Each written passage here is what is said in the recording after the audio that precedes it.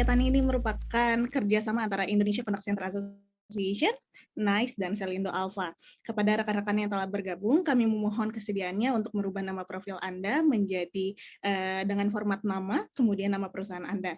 Hari ini akan ada hadiah Lucky Draw dan hadiah pertanyaan terbaik yang disediakan oleh Selindo Alpha bagi peserta yang beruntung. Jangan lewatkan kesempatan tersebut dan ikuti kegiatannya sampai akhir. Kegiatan ini akan dipandu oleh Bapak Armanto Prasetyo dari Selindo Alpha. Untuk waktu dan tempatnya kami persilakan. Oke, thank you Mbak Alia. Selamat pagi Bapak Ibu teman-teman. Apa kabar? Semuanya sehat ya. Mudah-mudahan semua sehat walafiat. Itu penting banget dalam kondisi saat ini. Yang penting kita semua sehat. Oke, thank you banget sudah hadir pada pagi hari ini teman-teman. Seperti tadi Mbak Alia sudah sampaikan, kita hari ini ada teknologi sharing ya, tamat bentuknya kita akan banyak diskusi, ngobrol dengan beberapa panelis yang hadir pada pagi hari ini. Mudah-mudahan bisa memberi insight bagi teman-teman sekalian. Oke, sebelumnya perkenalkan nama saya Armanto, akan menjadi host pada pagi hari ini. Saya dari Selindo Alpha. Kemudian acara pagi hari ini seperti tadi Mbak Alia sampaikan diselenggarakan oleh berkat kerjasama antara ICCA, NICE, dan Selindo Alpha. Mungkin sedikit informasi bagi teman-teman yang belum kenal siapa itu NICE. NICE itu adalah software company, perusahaan teknologi yang fokus pada pengembangan untuk customer experience atau customer service, ya, membantu banyak perusahaan untuk mencapai customer service yang lebih baik, kemudian better compliance, dan juga better workforce seperti itu. Dan Selindo Alpha adalah perusahaan nasional, teman-teman. Kami sudah lebih dari 25 tahun bergerak di bidang contact center dan infrastruktur pendukungnya. Jadi sudah banyak sekali perusahaan yang kami bantu untuk baik dari segi setup maupun planning dan maintenance contact centernya. Oke. Baik, Bapak Ibu teman-teman, santai saja acara hari ini kita serius tapi santai gitu ya, karena akan banyak ada ngobrol-ngobrol. Oke, saya sampaikan dulu house rule-nya. Tadi Mbak Alia juga sedikit sudah sampaikan ya, jadi mohon menggunakan real name Anda di Zoom ya, supaya kami lebih mudah bisa mengidentifikasi Anda. Dan kemudian kalau ada Anda pertanyaan, silahkan diketik aja di chat box gitu ya, karena kita nggak akan buka mic-nya karena cukup banyak partisipan. Saya senang banget pagi hari ini sudah ada 71 orang yang hadir dan saya yakin akan terus bertambah. Dan please stay until the end of the show karena ada prize menarik, GrabFood voucher senilai Rp300.000 untuk 5 orang pemenang. Selain juga ada hadiah menarik dari ICCA untuk penanya terbaik. Oke, Bapak Ibu teman-teman, saya perkenalkan panelis pada pagi hari ini. Saya tidak sendiri, ada 4 orang narasumber yang luar biasa sekali yang berkompeten di bidangnya. Yang pertama adalah Pak Wahyudi Leksopinarto. Ini beliau seorang praktisi contact center, punya pengalaman lebih dari 10 tahun ya di dunia contact center dan 5 tahun pengalaman di bidang data analytic. Selamat pagi Pak Wahyudi. Kemudian ada Pak Usman. Pagi. Ya, Pak Osman, beliau seorang praktisi contact center juga. Pak Osman Suryata, praktisi contact center, punya pengalaman lebih dari 23 tahun pengalaman di industri contact center, dan beliau juga memiliki sertifikasi dari Contact Center Industry Advisory Council. Ya, panelis kami yang ketiga, selamat pagi Pak Osman. Selamat pagi Pak. Panelis kami yang ketiga adalah Pak Sudibyo, ya, Bapak Ibu member ICCA tentu kenal dengan beliau, seorang praktisi IT fokus dalam dunia contact center, pengalaman lebih dari 25 tahun di industri contact center. Beliau saat ini sebagai VP Sales and Marketing Selindo Alpha. Selamat pagi Pak Dip. Selamat pagi semuanya Mas, sahabat ICCA. Salam sehat. Oke, dan panel saya yang keempat adalah Vikas Kumar. Mr. Vikas, satu-satunya expat yang hadir pada pagi hari ini, narasumber kami ya.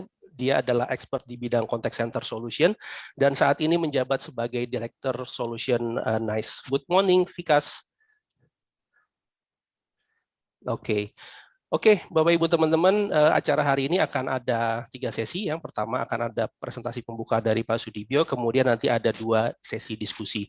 Oke, tanpa berlama-lama lagi, saya invite Pak Sudibyo untuk membuka presentasi pada pagi hari ini. Silakan Pak Dip.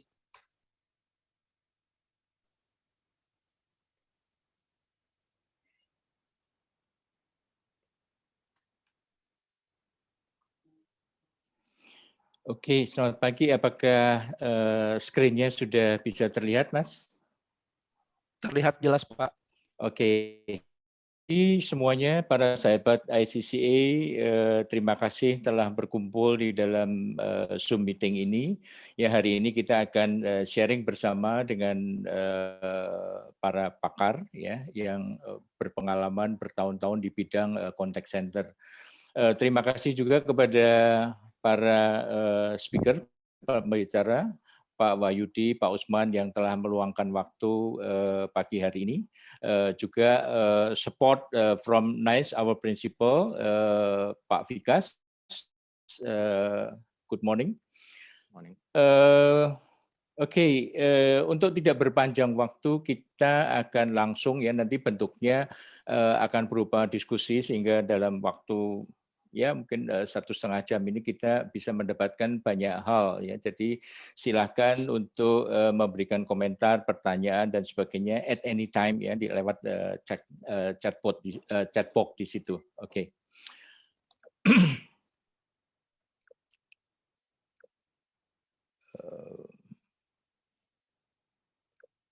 Kemudian, sorry saya kok nggak bisa next.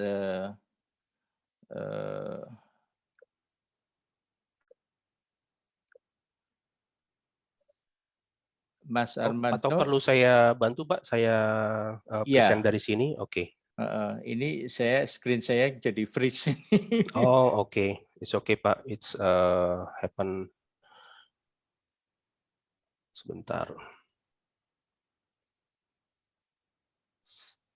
Saya harus stop dulu atau bagaimana? Iya, Pak. Stop share aja.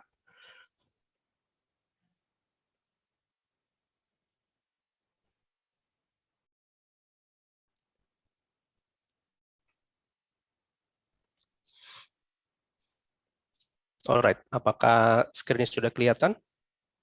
Ya. Oke. Oke, next.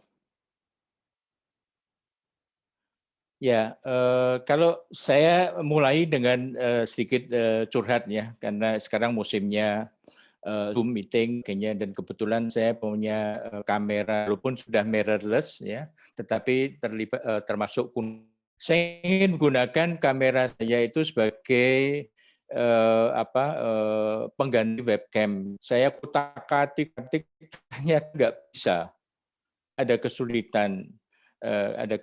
Karena apa? Mungkin karena versinya, softwarenya sudah tidak mendukung, sehingga hal itu tidak memungkinkan yang suka kutak-katik dan sebagainya mungkin bisa sesekali memanfaatkan kamera. Saya yakin banyak dari Anda yang hobi fotografi juga, ya, memanfaatkan kamera yang Anda punya itu sebagai webcam karena kualitinya akan jauh lebih bagus ya, bisa zoom dan sebagainya. Oke, itu adalah salah satu kendala yang saya hadapin dalam real situation ya. Kemudian kalau Anda lihat beberapa atas ya, kita temuin. Sebagai contoh, saya sudah Lego katakan sound system saya yang 5.1 atau 7.1 ampere dan speaker yang kecil tapi mumpuni ya. Apakah Anda memakai Bose atau memakai Sonos atau memakai hal yang lain. Tripod digantikan dengan gimana ya, sehingga video Anda bagi yang suka fotografi, videografi dan sebagainya. Saya punya mesin fax, saya lempar, siapa yang mau juga nggak ada yang mau. Karena selama bertahun-tahun di rumah saya sudah tidak ada line telepon. Jadi mesin fax itu juga akan nganggur. Ya, saya mencari koran bukan untuk dibaca, untuk bungkus aja sekarang susah ya, karena kertas koran yang dulu bertebaran itu sekarang tidak ada lagi. Sekarang orang membacanya lewat aplikasi online news dan sebagainya.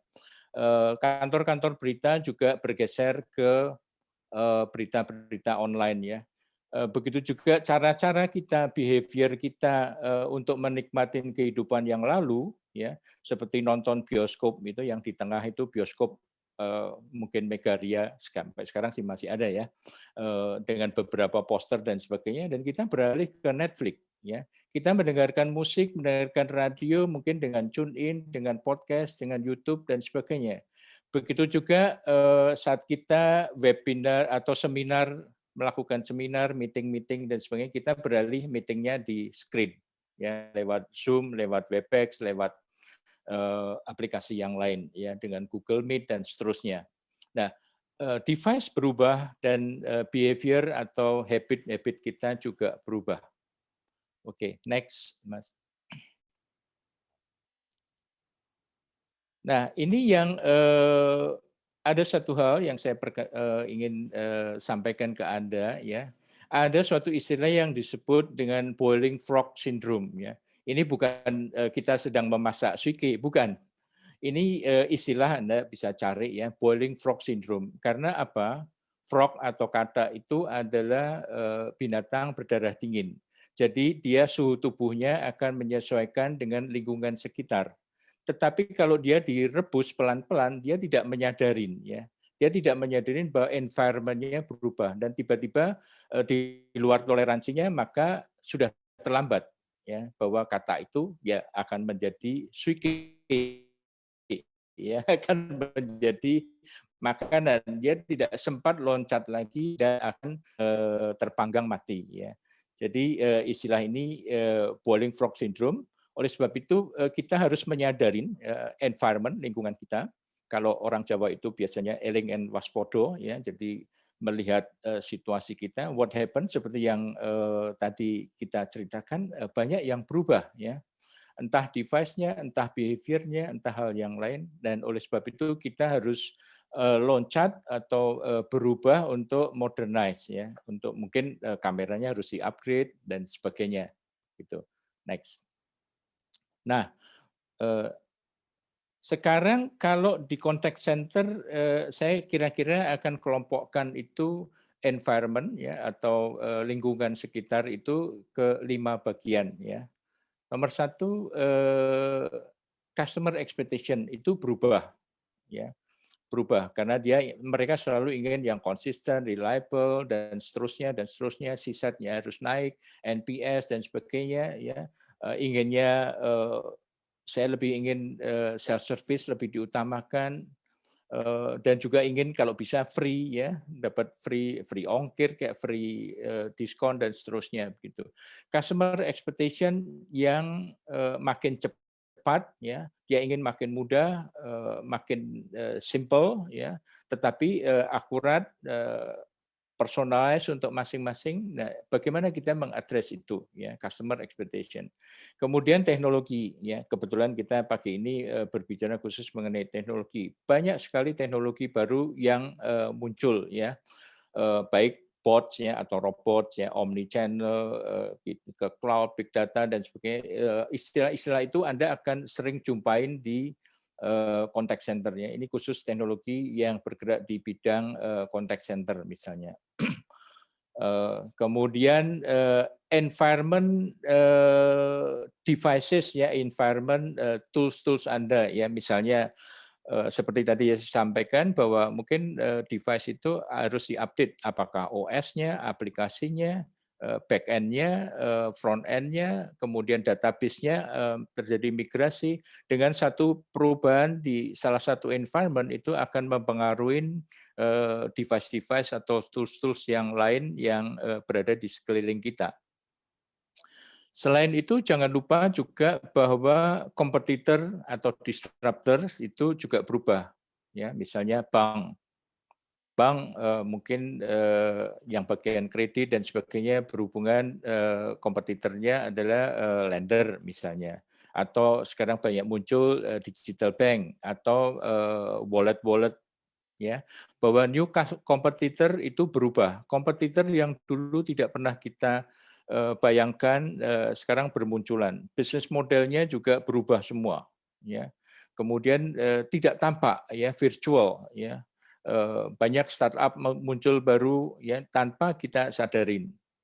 Dan satu lagi environment yaitu regulation. Nah, ini tidak boleh dilupakan karena kita di dalam bisnis untuk masing-masing, entah yang di FSI, Financial Services, atau di bidang bisnis yang lain, tentu saja ada regulation, ya, regulator dari pemerintah maupun secara global, ya, misalnya PDB. Ya, sekarang sayang sekali ini terjadi kebocoran data dan undang-undangnya sudah disiapkan, harusnya sih sudah terbit, ya, PDB itu berhubungan dengan GDPR, ya, perlindungan data pribadi, ya, mungkin yang di bank dan sebagainya tahu mengenai PCI DSS, HIPAA, yang di kesehatan, ya, kemudian peraturan-peraturan dari OJK, ya, TCPA itu do not call list, ya, dan seterusnya, ya. Itu yang dari luar, tetapi dari dalam pun, ya, dari internal dari company itu ada regulasi compliance, mungkin end to end harus encrypt dan seterusnya. Itu secara garis besar 5 area environment yang kita harus cermatin. Next, Mas. Oleh sebab itu kita harus modernize, ya, kita harus update, kita harus refresh, ya. Jangan sampai kita tertinggal di belakang, kita harus maju dan tetap di dalam memimpin competition ini. Oke, itu kira-kira awalan dari saya. Terima kasih. Mungkin dilanjutkan, saya kembalikan ke Mas Armanto. Oke, terima kasih Pak Dip atas openingnya. Oke, teman-teman ICCA setuju ya bahwa kita ini banyak berubah, ya, sedang banyak berubah, bahkan di industri teman-teman, di industri kita sendiri, di industri contact center saat ini pun juga sedang banyak berubah, ya, seperti itu. Oke, tolong diketik dong di kolom chat teman-teman, apakah Anda merasakan perubahan di dalam dunia contact center Anda. Siapa yang merasakan perubahan, ketik aja di kolom chat, saya gitu, saya mau lihat. Oke, jangan-jangan kita cuma ngomong sendiri nih, nggak ada yang perhatiin nih Pak, gitu. Oke, saya. Nah, oke, ternyata memang benar ya teman-teman merasakan cukup banyak perubahan di dunia contact center. Nah, kita akan diskusi ya di session pertama ini setelah tadi Pak Dip membuka dengan tren yang terjadi saat ini. Nah, kita akan buka diskusi. Thank you banget. Oke, kita stop. Saya ada poll-nya nih teman-teman ya, supaya untuk dapat insight dari teman-teman sekalian ya, supaya bisa dapat pemahaman dari teman-teman sekalian. Apa sih yang kalian rasakan sebagai challenges ya? Sebentar, saya coba share dulu screen-nya.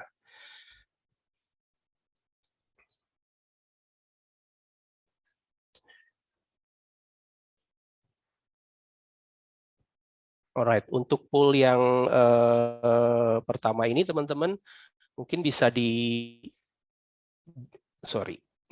kecepatan. Oke, pollnya sudah muncul ya. Poll yang pertama ini adalah apa sih yang kalian lihat sebagai tantangan di dalam operational contact center kalian? Apakah kalian merasa channel silo, masing-masing pisah-pisah, ada channel email sendiri, channel voice sendiri, gitu ya, bikin pusing deh, terpisah-pisah gitu.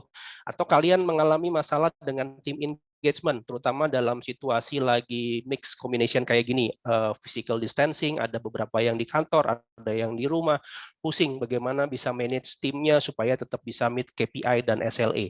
Atau kalian merasa ada masalah dengan reporting, gimana bisa kalian mengukur kualitas dari agent performance kalian dan customer satisfaction. Atau kalian lihat ada masalah, aduh saya susah banget nih untuk bisa comply dengan peraturan-peraturan yang seringkali ganti, baik peraturan internal maupun peraturan dari eksternal. Atau kalian mengalami tantangan dengan work in the dark, istilahnya ini nggak tahu nih contact center gua nih mau dibawa kemana, apa sih yang mesti saya achieve dan sebagainya.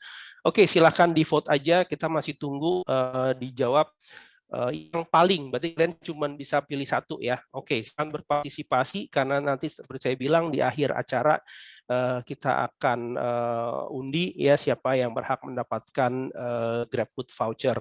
Ini juga berdasarkan atas aktivitas teman-teman sekalian. Oke, kita tunggu 5 detik lagi. 5, 4, 3, 2, 1. Oke, mungkin bisa diakhirin poll-nya, Mbak Alia. Nah, oke, teman-teman bisa lihat ya hasilnya, bisa kelihatan nggak ya hasilnya?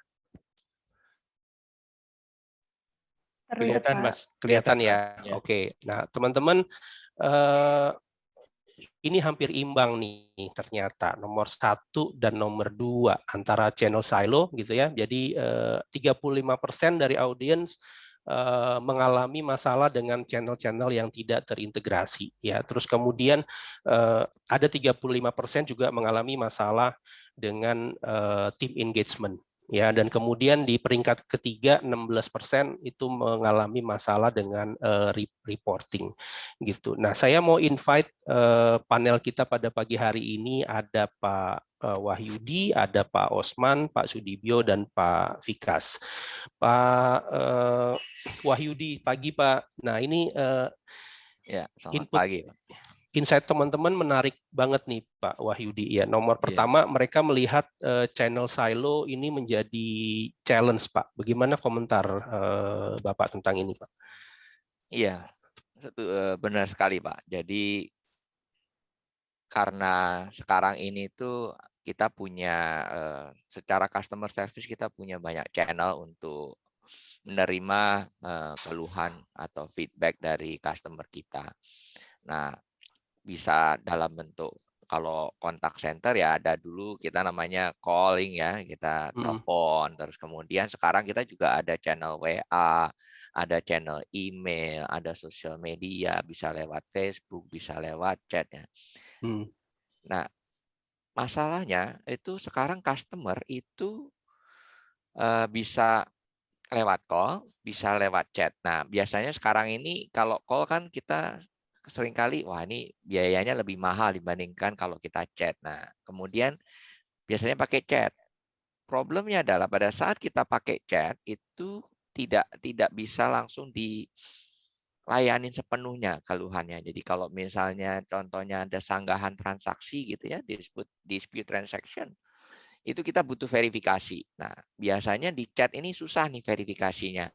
Kemudian biasanya juga kadang-kadang kita juga sarankan untuk melalui telepon gitu kan. Nah, pada saat telepon, customer harus ngulangin lagi nih keluhannya, dia harus dijelasin lagi. Karena sekarang itu kita belum punya atau ya mungkin sudah ada yang punya, kita masih teknologinya masih tergolong baru ya. Apa yang di-chat sama customer di channel chat itu tidak terinformasikan di channel voice. Demikian pula di bagian misalnya kalau itu pun ada email, di email juga nggak ada integrasi sama voice. Sehingga customer itu terus harus ngulang-ulangin gitu ya. Saya mau dispute transaksi, saya mau dispute transaksi gitu. Nah itu tuh lumayan annoying Jadinya apa bikin mengganggu bete ya, ya. Pak. Iya, Customer lama-lama experience-nya nggak bagus ya, Pak. Lama-lama kan jadi marah gitu ya. Tadinya nggak terlalu emosi, tapi lama-lama karena harus mengulang-ulang, terus jadi emosi gitu. Terus belum perlakuannya pun kadang-kadang nggak standar kan antara kita ngerespon melalui chat sama kita ngomong itu beda gitu.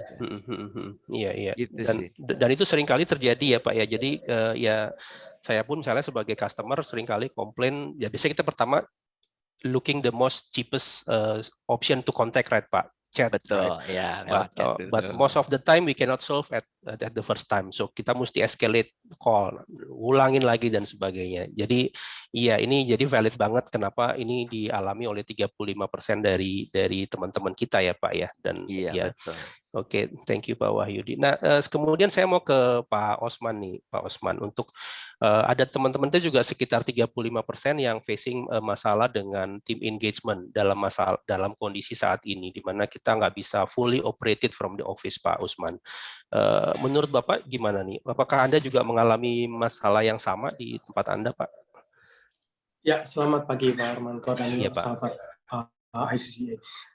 Betul sekali seperti yang mungkin teman-teman semua alami gitu ya, bahwa pandemi ini merubah cara kerja kita gitu ya, dan cara kita melayani nasabah di contact center gitu.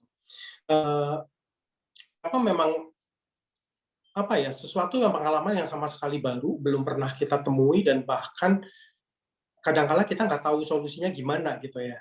Sebelum pandemi mungkin kita nggak punya site itu banyak-banyak gitu ya. Masih banyak contact center yang punya site hanya cuma satu Yes, site betul, gitu. Pak.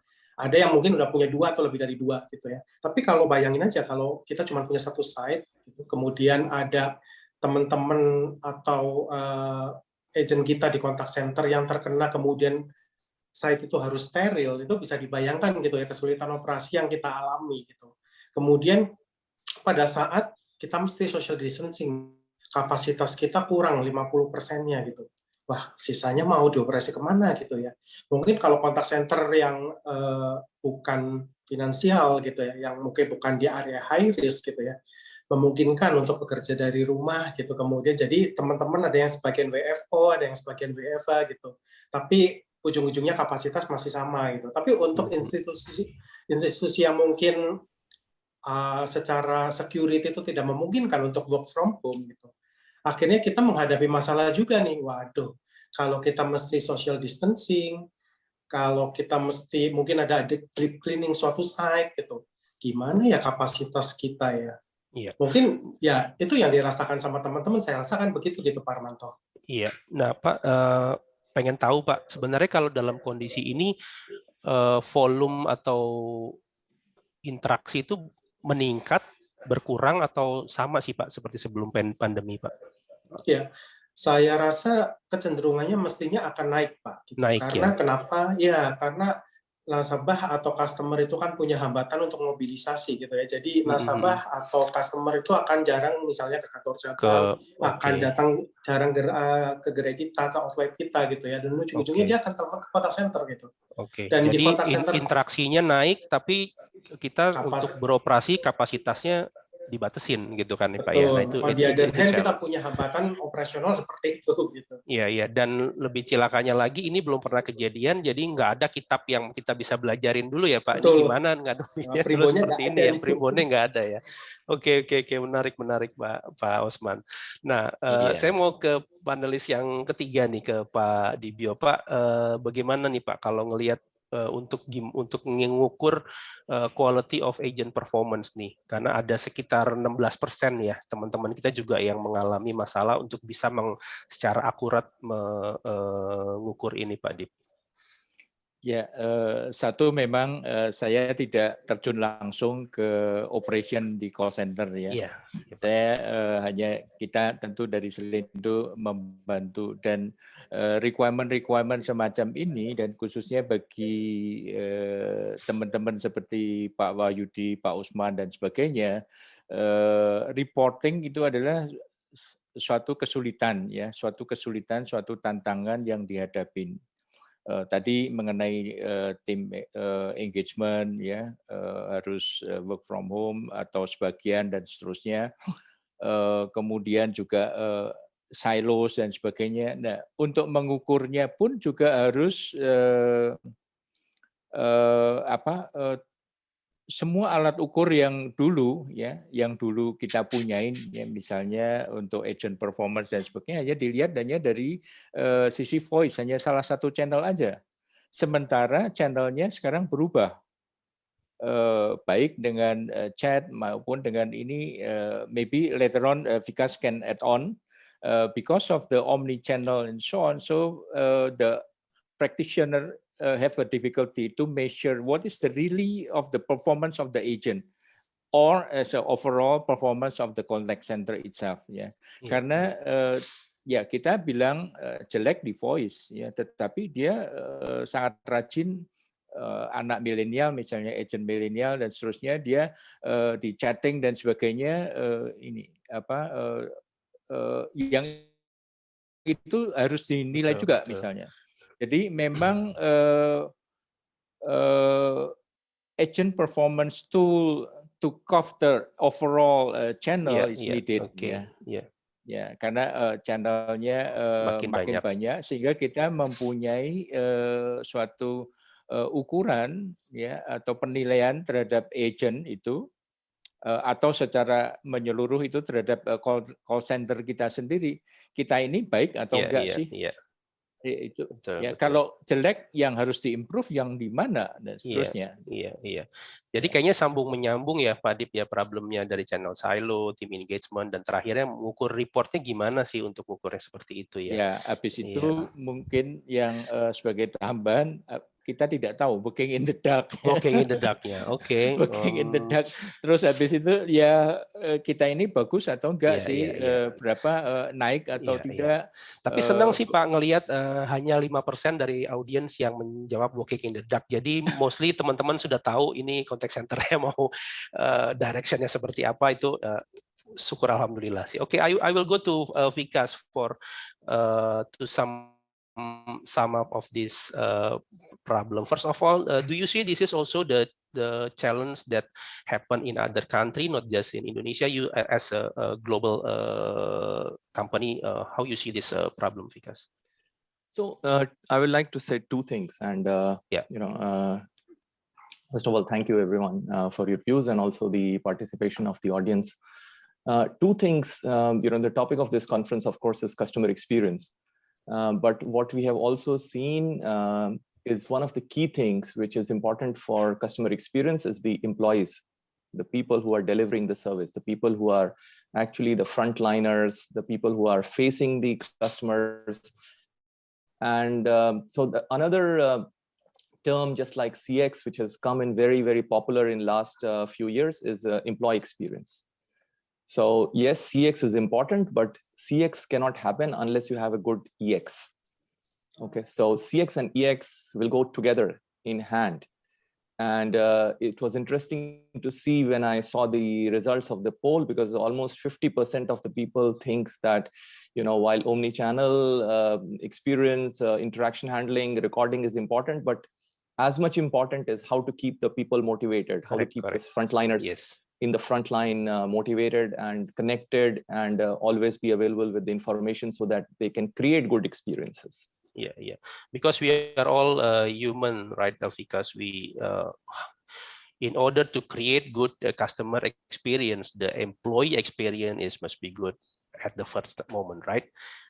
Oke, Bapak Ibu teman-teman, nah itu diskusi kita. Silahkan kalau Anda ada pertanyaan, diketik aja di kolom chat. Nanti kita akan bahas di sesi tanya jawab di terakhir. Mudah-mudahan kita ada cukup waktu untuk membahas itu semua.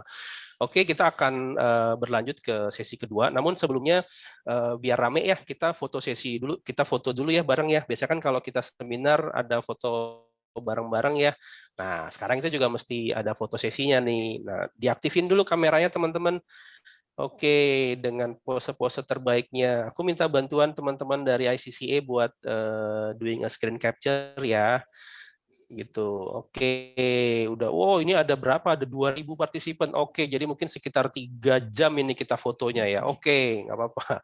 Oke, smile semua. Oke. Sudah di capture. Oke. 2, 3. Oke.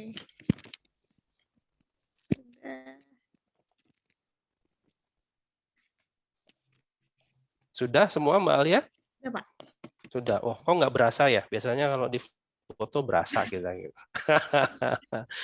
Oke, teman-teman. Nah, tadi kita udah ngeliat tuh challenge apa aja yang kalian hadapin gitu ya. Challenge apa aja yang kalian rasakan di operational contact center.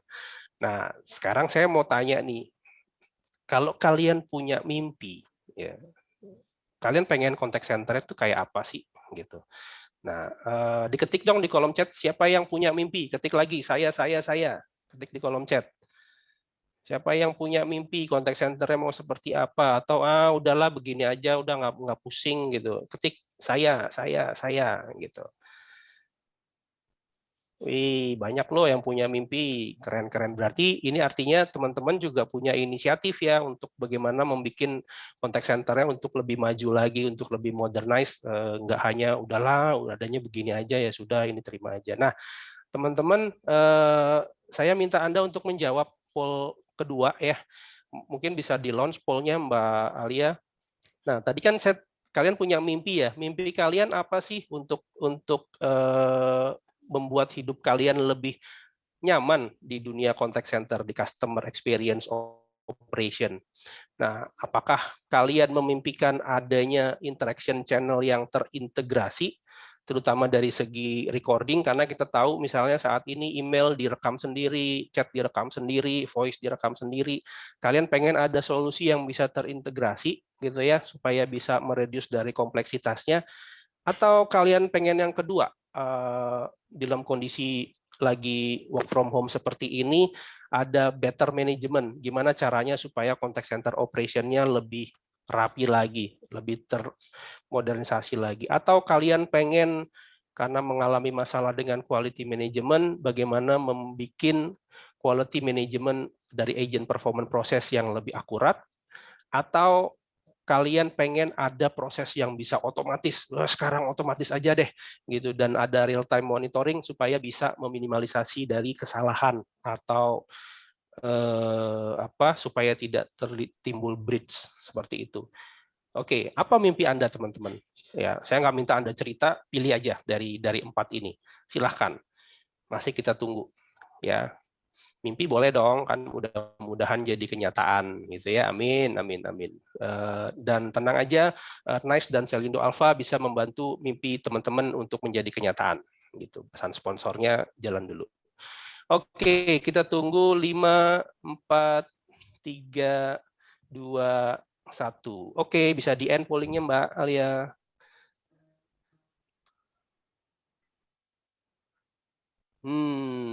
Oke. Hasilnya udah kelihatan teman-teman? Kelihatan ya? Kelihatan ya. Oke. Nah, ini saya bacain 38% dari audiens pengen ada integrated interaction channel recording untuk bisa mengurangi kerumitan gitu ya. Pengennya terintegrasi. Nggak mau deh pisah-pisah lagi, susah gitu. Lebih baik bersatu aja. Terus kemudian 33% pengen ada bagaimana bisa memanage contact center operation yang lebih baik lagi. Dan pengen ada 24% yang ingin ada proses terotomatisasi supaya error-error dan kesalahan itu bisa lebih terminimalisasi. Nah, saya mau ke panelis kita lagi nih pada pagi hari ini. Pak Wahyudi, bagaimana Pak Anda melihat dream dari teman-teman ini, Pak? Gitu. Apakah ini dream Anda juga, gitu, Pak? Iya, betul sekali. Jadi sama seperti yang tadi saya sampaikan di depan bahwa karena channel-channel kita itu masih silo gitu ya, sehingga tidak ada customer journey-nya itu interaction-nya itu nggak nyambung gitu ya, tidak terintegrasi. Nah, kalau itu seandainya terintegrasi dengan baik gitu ya, satu, customer itu jadi sangat mudah lah, mau lewat channel mana aja, nanti servisnya sama. Dan kalaupun dia harus berpindah channel, itu dia nggak perlu ngulangin masalahnya dia nggak perlu ceritain, karena sebetulnya dari sisi agent sudah mengetahui problem yang dihadapin oleh nasabah atau customer kita. Terus at the same time dalam hal yang sama juga itu terjadi optimize resources ya. Jadi kan kalau tadi kita nyediain satu orang di channel chat, satu orang di channel voice. Nah, karena terintegrasi bisa jadi kita cukup satu orang nih gitu. Ya, saya simplify hanya 2 channel ya, tapi pada kenyataannya kan kita punya channel di email, ada di chat, di sosial media. Kadang di sosial media aja kita tuh bisa jadi ada beberapa agent gitu. Satu khusus Facebook, satu khusus Twitter gitu ya. Sedangkan mungkin sebetulnya kalau itu sudah terintegrasi, bisa jadi satu agent itu bisa menghandle 4 channel gitu ya. Terus tadi secara historika juga bisa terintegrasi, sehingga secara biaya pun juga sebetulnya secara bisnis atau perusahaan itu akan jauh lebih murah lah ya, atau istilahnya juga optimize gitu ya. Murah mungkin enggak karena teknologinya harus diinvest juga. Tapi lebih optimize gitu ya. Saya bilang lebih optimize karena jumlah agent sama customer dari sisi bisnis untuk mengetahui problemnya customer itu cukup satu channel gitu. Iya, jadi istilahnya mau dari channel mana aja dari sisi perusahaan tuh udah langsung tahu oh problemnya customer tuh ini. Jadi nggak perlu diulang-ulang gitu kan. Ya, tapi itu Pak kalau dari sisi agentnya berarti juga dituntut agentnya juga harus punya multi skill ya, karena kan tadi kan dia harus bisa handle voice terus handle web juga. Ya, mungkin betul. Kan jadi kalau kita kalau ngomongin dari sisi agentnya memang harus multi skill karena sekarang ini juga kita dituntut untuk multitasking juga gitu kan. Karena agent kita sebetulnya kalau kita ngomongin kasusnya, sebetulnya kasusnya kan sama ya. Cuman bedanya dia terima lewat telepon sama dia terima lewat chatting. Betul, ada perbedaan yaitu orang ngomong sama orang ngetik mungkin yang beda ya. Tapi justru poinnya adalah kita sebagai manusia kan harus di-develop ya, harus berkembang gitu, tumbuh dan berkembang sehingga harusnya nggak masalah gitu. Memang ada ilmunya dan itu memang harus salah satu yang harus dikembangkan juga gitu kan. Mengetik dengan baik gitu kan. Mungkin juga bahasanya juga beda gitu kan antara bahasa kita berbicara sama bahasa dengan mengetik gitu. Tapi itu harusnya harus menjadi apa namanya keinginan yang harus dicapai sama teman-teman agent kita sih. Karena apa? Kalau enggak nanti digantikan sama bot. Kalau manusianya enggak berkembang nanti lama-lama digantikan bot. Karena kan kita sudah ada AI untuk voice, ada AI buat chat juga. Nah, justru manusia ini harus punya capability dua-duanya karena itu yang membedakan kita sama robot gitu kan. Jadi kan kitanya juga harus tumbuh dan berkembang, nggak bisa stay di satu skill doang gitu. Jadi emang kita juga harus maju lah ya, karena kalau enggak nanti kita semua diganti sama robot semua nih.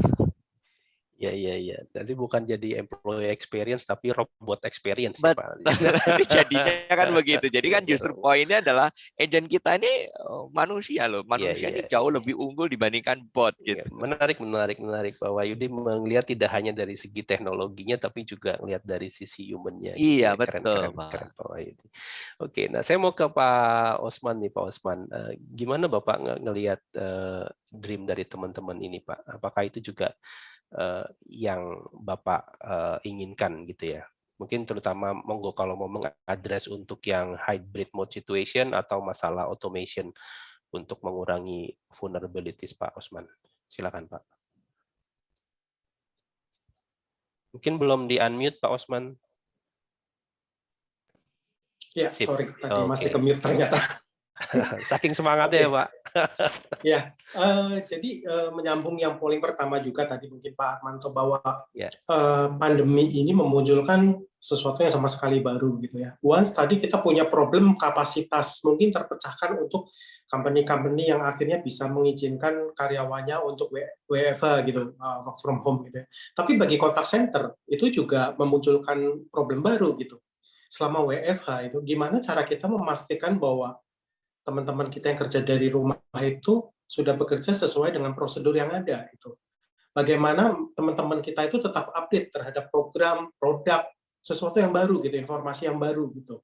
Dan yang ketiga, yang ini mungkin juga saya rasakan walaupun saya kerja di bank dan teman-teman kontak center saya, teman-teman agent saya itu semuanya work from office gitu ya. Tapi dengan dikuranginya frekuensi tatap muka, meeting face to face meeting gitu, itu memunculkan sendiri untuk penyampaian informasi baik briefing, coaching gitu ya, dan kok rasanya beda ya.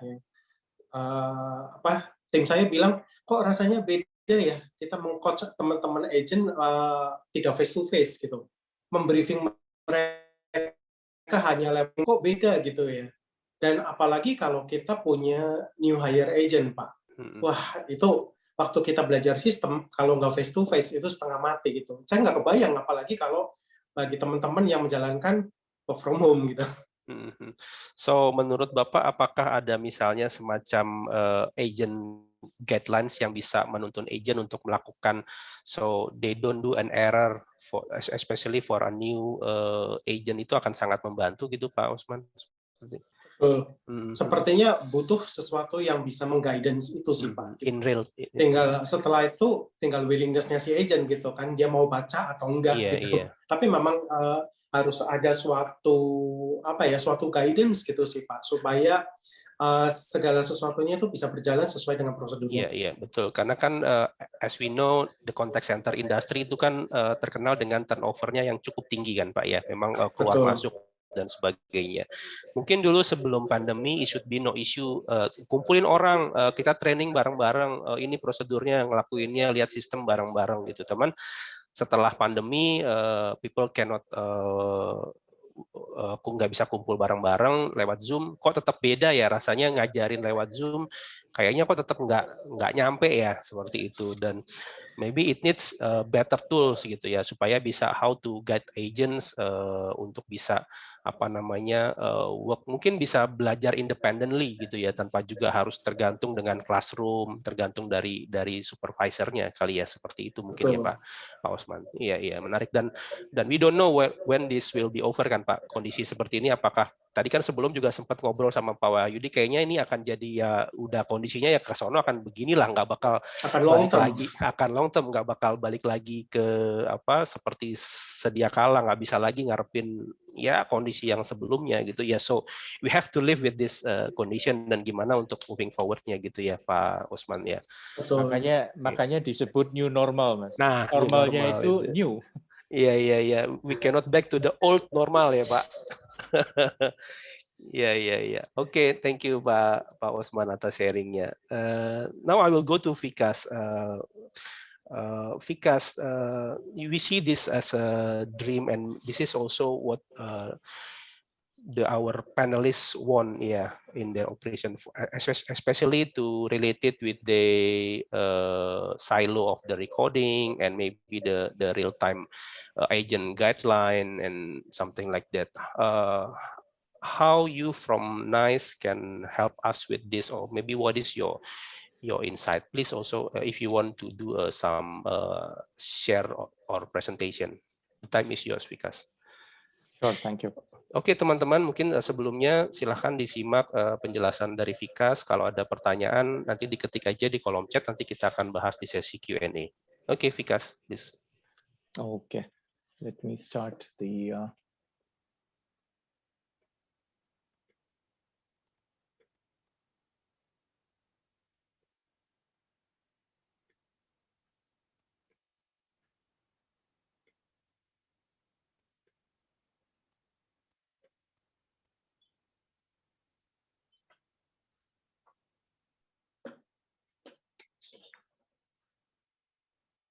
Okay, I think one of the things in the new normal is to ask everybody can see my screen and everybody can hear me.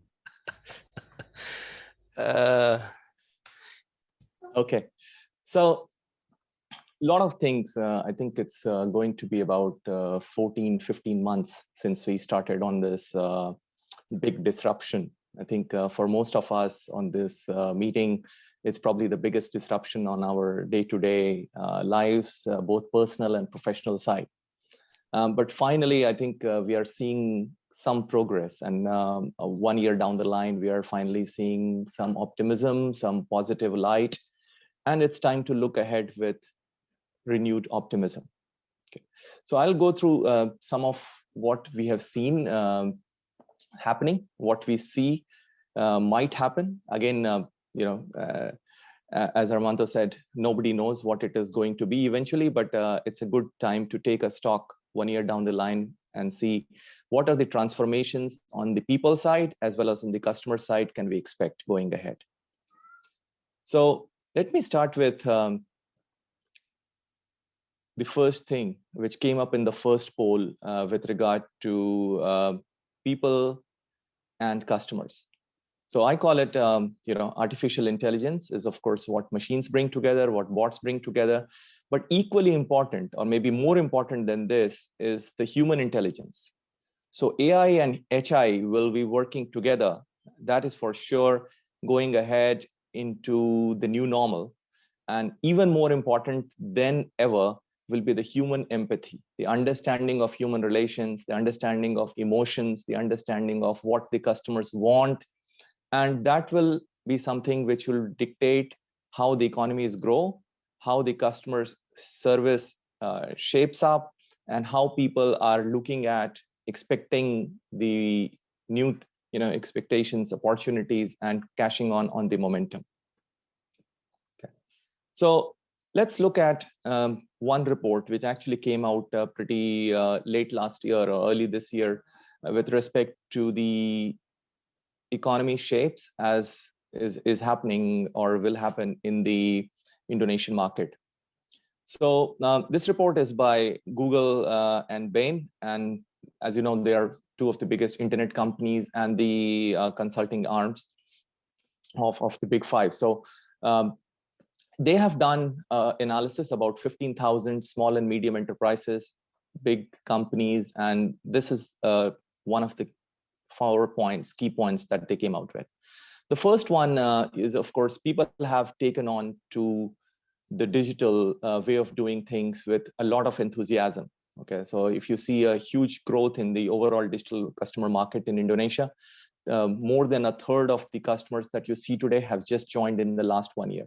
Okay, and most of them, in fact, 93% of them are not going back. Once they have tasted this, maybe there was some inhibitions, maybe there was some fear in their mind, but once they have seen the convenience, once they have seen the new way of doing things, most of them will continue with their habits. Most of them will continue with what they are seeing. And the reason for that is because they came here with a purpose. It's not the internet of early 2000s where people were doing it more for personal basis or entertainment and things like that. They're here to seek service for banking, financial institutions, healthcare, education, personal entertainment, which is a big break, and that's going to continue in most of them. And 80% of them think that this is something which is going to continue. Than the others, while some sectors have suffered, but overall, the country economy has increased. The size of the economy has increased. In fact, I think this year it will probably grow by 11% as far as the digital transformation of the overall Indonesian economy is concerned. It will probably reach, last year numbers haven't finally come in, but I think more than 45 million. I think it's on well track to reach about $130 billion size by the end of 2025. So all that is good news. But I think one of the things that we just have to be also cautious from the customer point of view is a lot of this positive also way of doing things has fears in their mind or questions in their mind, and that is what is called as the cautious optimism. So they are adopting, they are accepting, but they also have questions. How are the companies going to share the information that I'm giving them? Okay, there is a lot of information, personal information, official information that I'm going to share with the companies. How are they going to take care of the contact and all of these things as we go ahead? Okay, so when we look at what is going to be, one thing is for sure, neither the customers nor the businesses are going to go back to the old way of doing things. That shift is permanent. Once, as you saw, in the previous report, 93% of the customers continue to do the new way of doing things. Internet will continue to transform the customer experience in new ways, in different ways. So what are the opportunities and what is the speed of these opportunities will determine how we can ride this. Okay.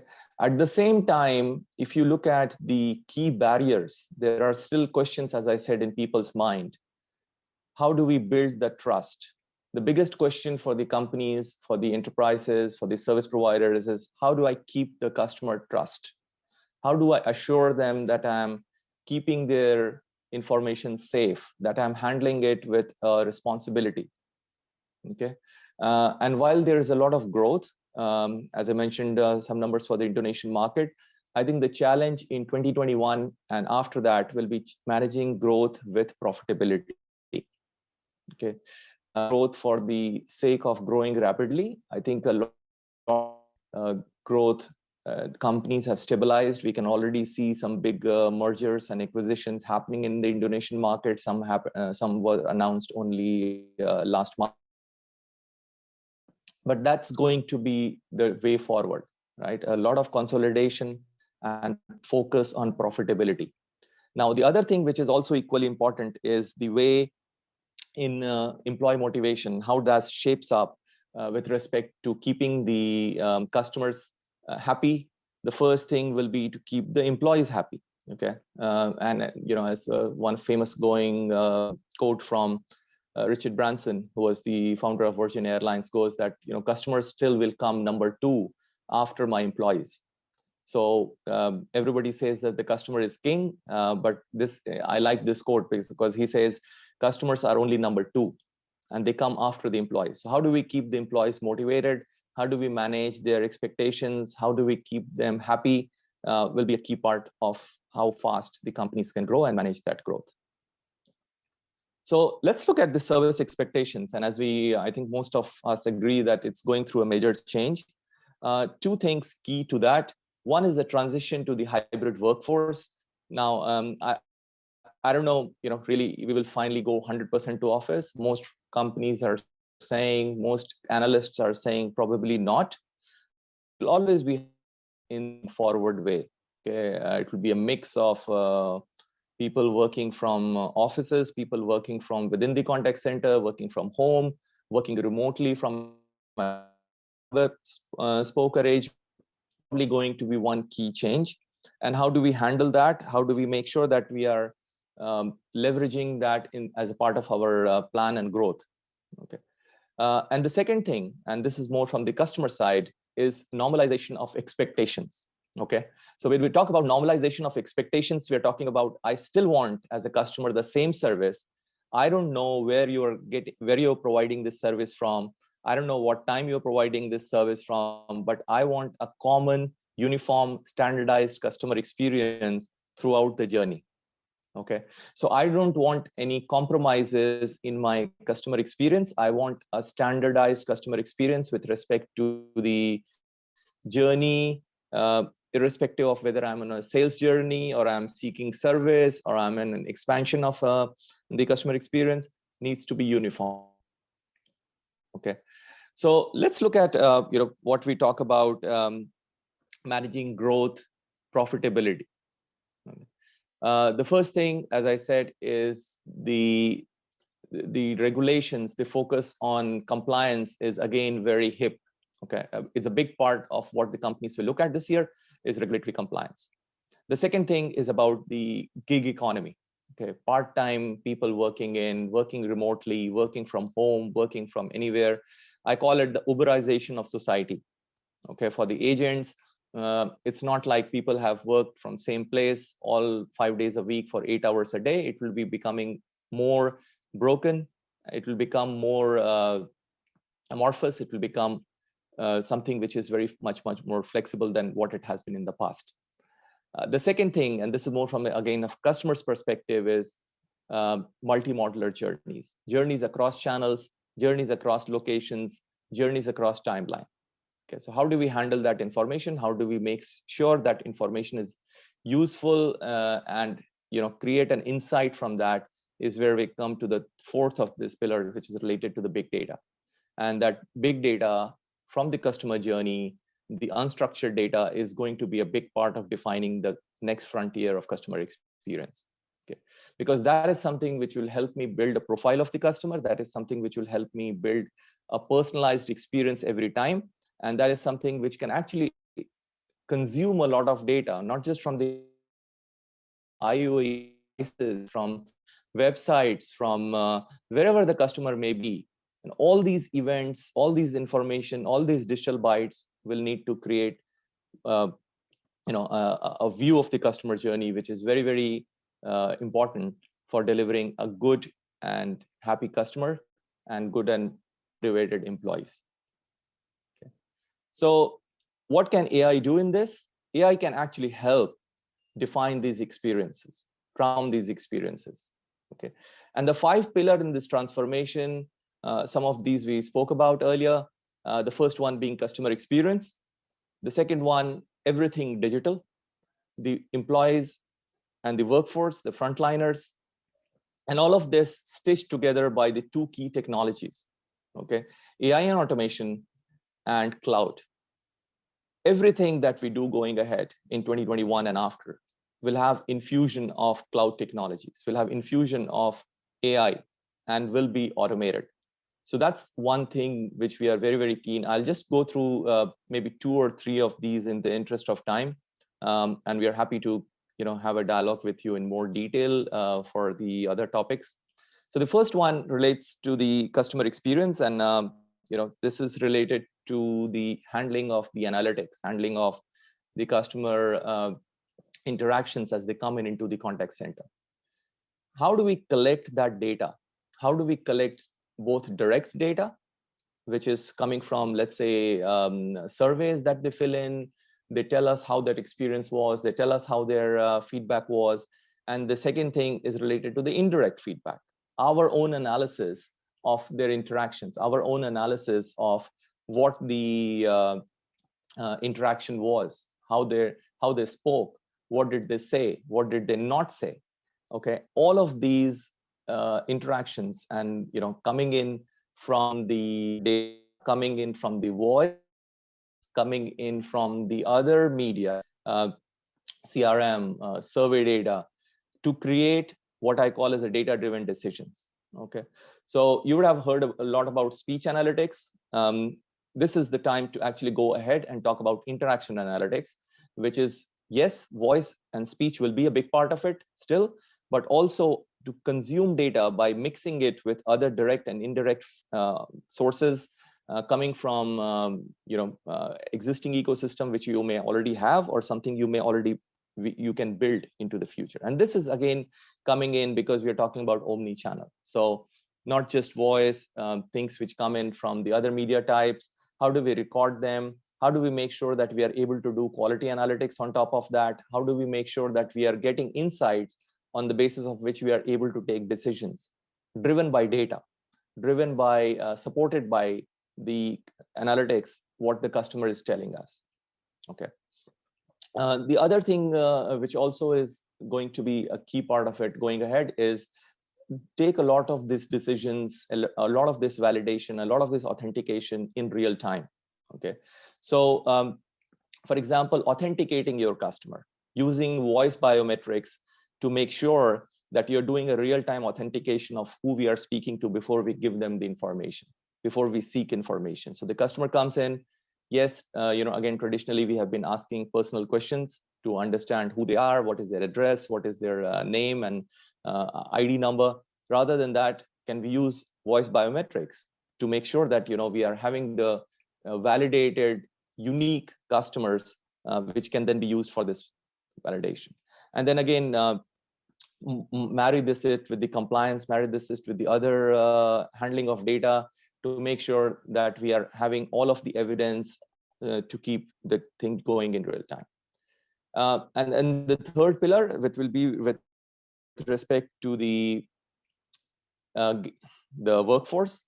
How do we make sure that we are having the right people with the right skills available to take the interactions at the right time? So forecasting and using the historical data as well as the future-looking data enabled by AI to make sure that we have the right people in the right schedules.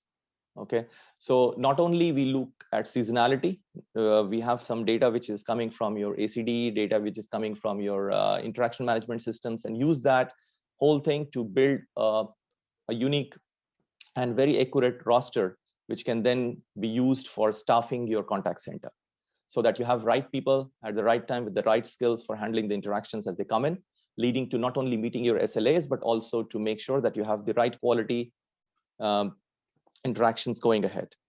Now, all of this will create good customer experience driven by technology. Okay, but again, a big focus and a big direction which we also see this year is this investments and choices for where the investments in the contact center go in will not be so much driven by the technology, but it should not be driven by technology, but more by your business needs. So all of these solutions that I just spoke about address a specific business requirement, address a specific business need that you may have. And as you can see, irrespective of whatever business need you may have, big data analytics can actually help you handle that and deliver a value for that thing, right? Whether you're looking at operational efficiency, like reducing handling time, increasing efficiency, you're looking at enhancing first call resolution, reducing time. Earlier the panel spoke about how do we make people in the dark information. So, but we still can't put them in, get them the right information at the right time, so that satisfaction. And doing all of this while ensure that we are on the right side of law. We have the compliance and the process adherence. Any data which does not need to be accessed is masked. Any data which does not need to be authorized is restricted. And making sure that we have all of these things as your key drivers as you look at your technology refresh. So the transformational experience is going to be something which is effortless, which is very personalized, which is adaptive to the changes, because that's one thing we can be only sure of, is the amount of changes which are going to be ahead is only going to be faster and quicker. Should be able to keep pace with your technology and not only look at what you have, but also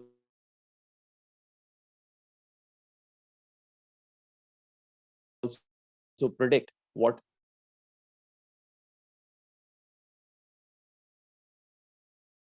is going to happen next, and that's the right technology solutions for them. With that, come to an end of this short presentation, but happy to take your questions and go from there. Okay, thank you Vikas for your Bapak Ibu teman-teman, mudah-mudahan walaupun dipresentasikan dalam bahasa Inggris, mudahan bisa memahaminya ya maksudnya ya. Okay, now we will entering the Q&A session. Yeah, I see a lot of question is being posted on the chat box.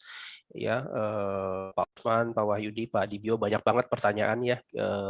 Dan I hope we have enough time to answer all of this question, but if not, then we will provide the answer later. Oke, mungkin kita coba jawab satu persatu ya dari pertanyaan yang sudah masuk. First, the question to Vikas. I will summarize maybe one of the two questions together,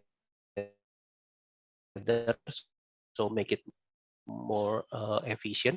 Yeah, in the beginning about the modernization, right? So there is a question from Pak Erik Darmawan from FATS. At the end, cost effective and cost efficiency is the objective. Yeah, how we can manage the competition, the CX modernization.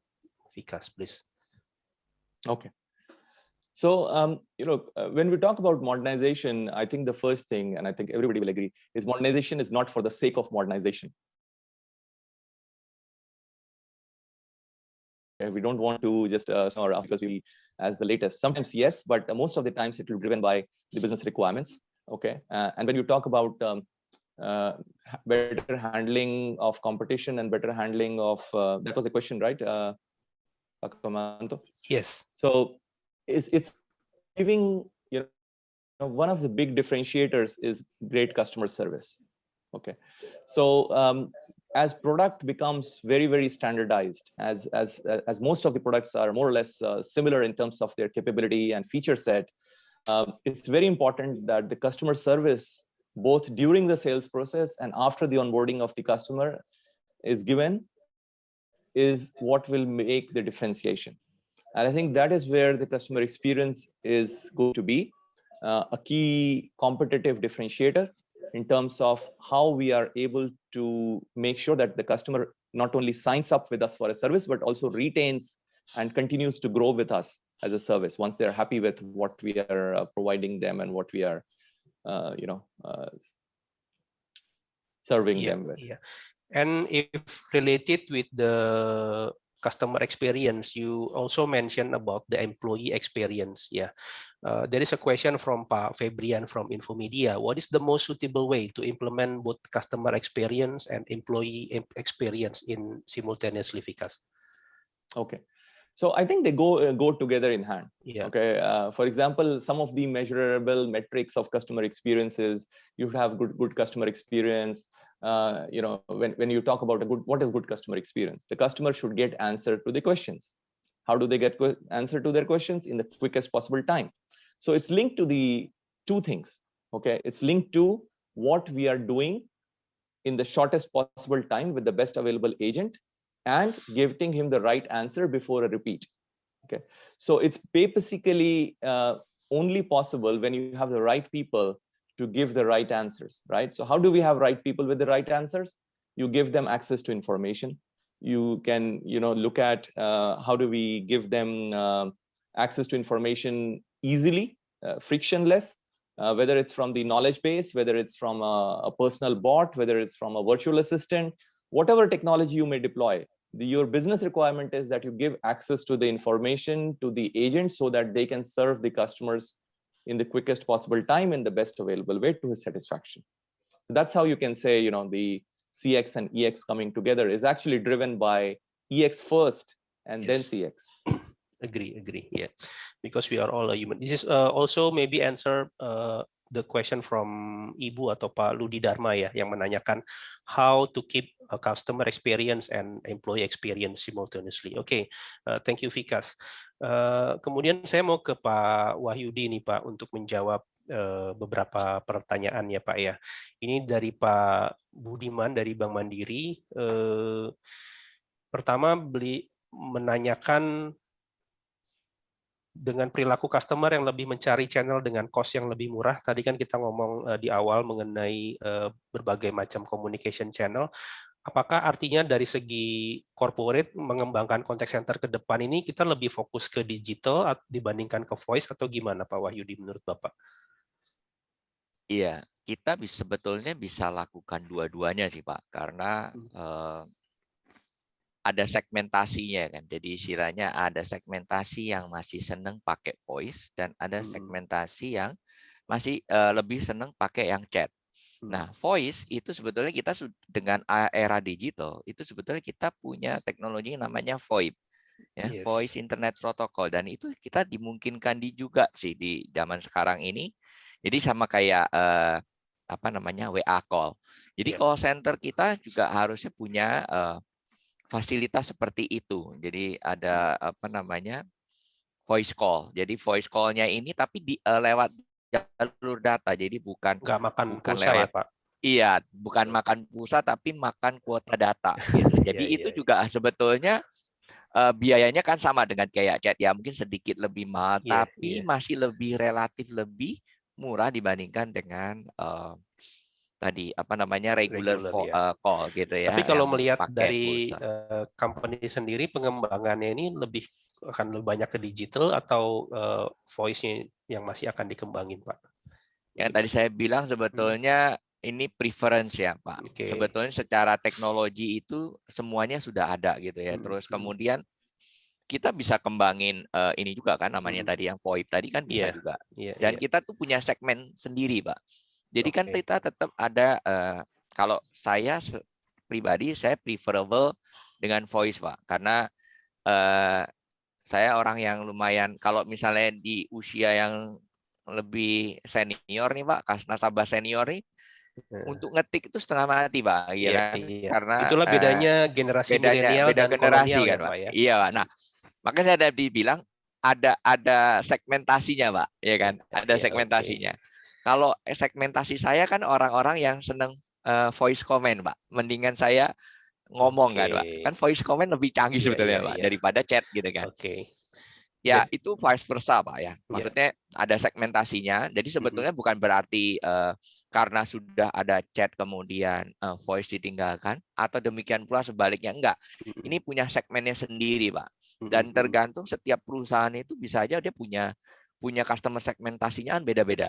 Jadi bisa aja kalau misalnya semuanya boleh dibilang kayak affluent customer yang emang nasabah yang senior, dan mungkin sebetulnya voice call tetap eksis dan perlu dikembangkan karena mereka males ngetik, Betul, Pak. betul. Mendingan voice comment, Pak. Iya. Oke, thank you, Pak. Dan mungkin ini satu pertanyaan lagi Pak Wahyudi menjawab Ya, boleh, pertanyaan Pak Budiman ini ya. Untuk selama ini kan stigma contact center ini adalah cost center ya.